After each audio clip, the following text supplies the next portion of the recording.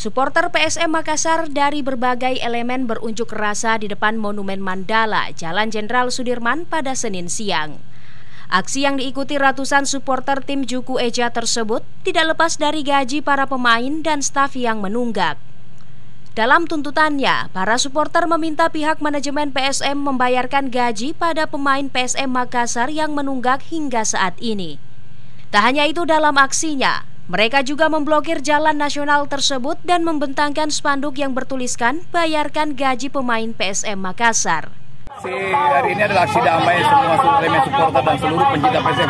Jadi bukan cuma kelompok supporter yang ada, tapi semua masyarakat yang cinta PSM. Aksi damai ini kita lakukan untuk meminta penjelasan tanggung jawaban dari manajemen ada apa sebenarnya yang terjadi di PSM saat ini. Teman-teman mau minta penjelasan, ada apa sih sebenarnya? Minta waktu untuk berdiskusi sehingga kita bisa tahu sebenarnya apa yang terjadi di dalam.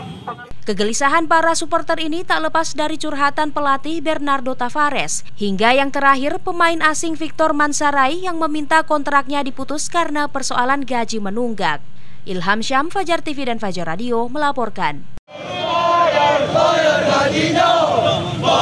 Terima kasih telah menonton. Jangan lupa subscribe, like, comment, and share. Saksikan terus informasi terbaru dengan menekan tombol lonceng hanya di channel Fajar TV.